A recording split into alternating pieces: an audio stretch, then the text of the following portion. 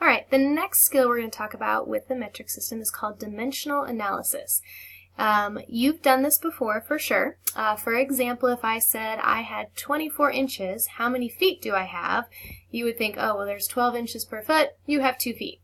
That's dimensional analysis. It's a fancy name for something that you do in your head all the time, but it has a certain step-by-step process to follow, which makes sure that you don't overlook any steps or lose any numbers or anything like that. So we're going to walk through the basics of it, but what it is essentially doing is converting from one unit to another. And for example, if I started with with centimeters cubed, and I wanted to end up with grams, I would have to find a conversion factor between those two.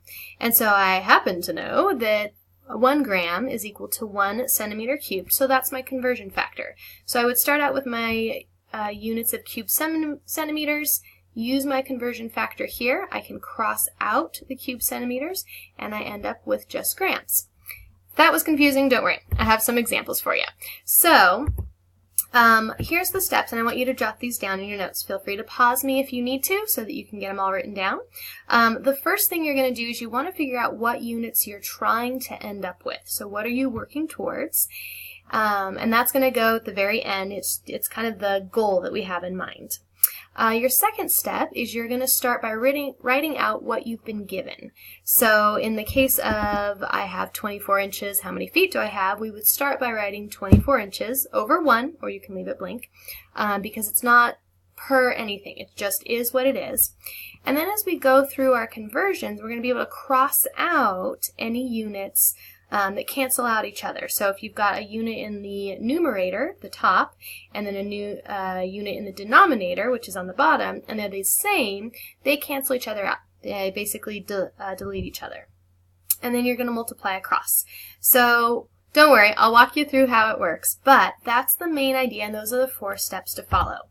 So let's talk about those conversion factors.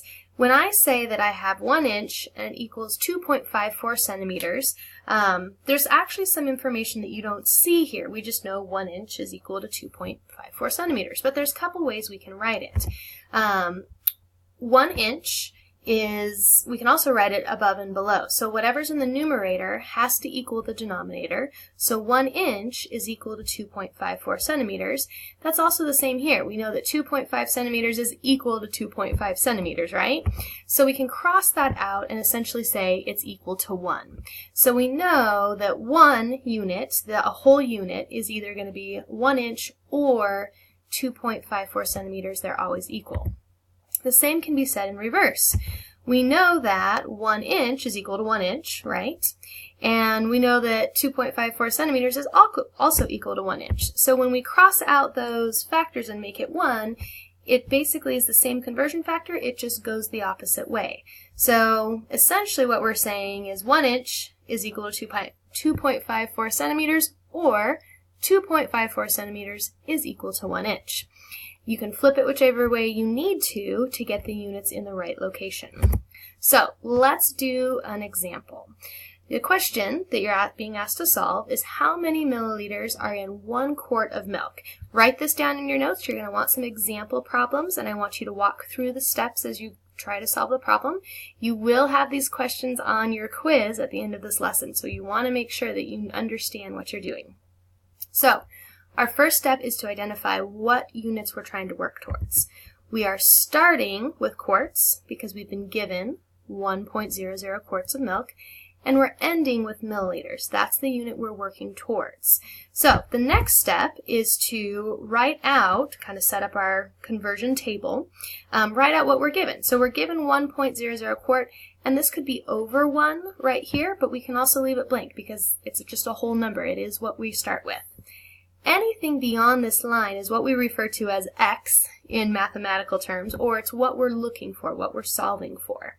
So the next step is to say, if I were to look on Google, or perhaps I just know this out of my head, we're trying to get to milliliters, right? But it's kind of messy just to jump straight to milliliters, so we go back down to our base units, if you remember from the last video, and our base unit for volume is going to be liters. So I could look up on Google and find out that 1 liter equals 1.057 quarts.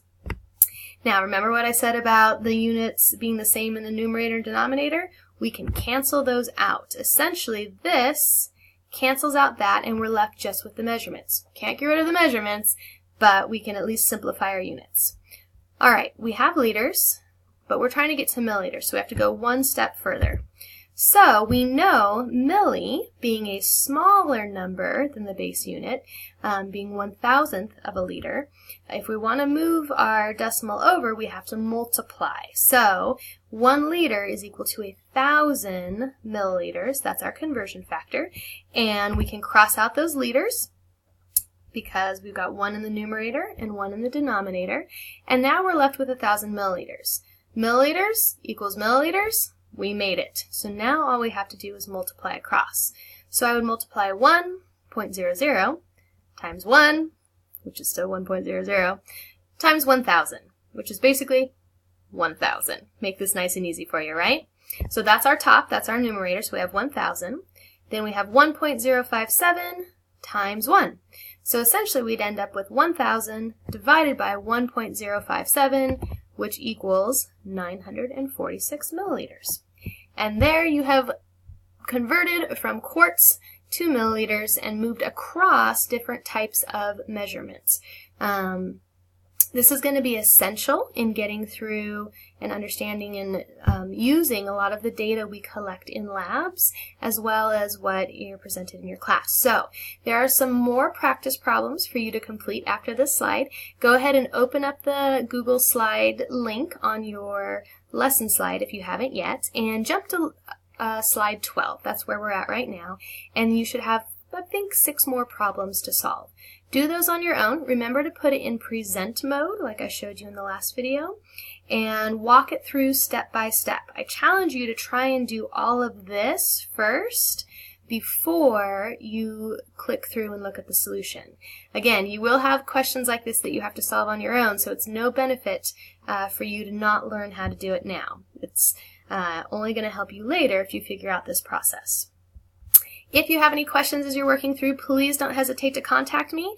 And when you are done, go back to your lesson slide and look for your next steps, which should be your metric system quiz. Good luck!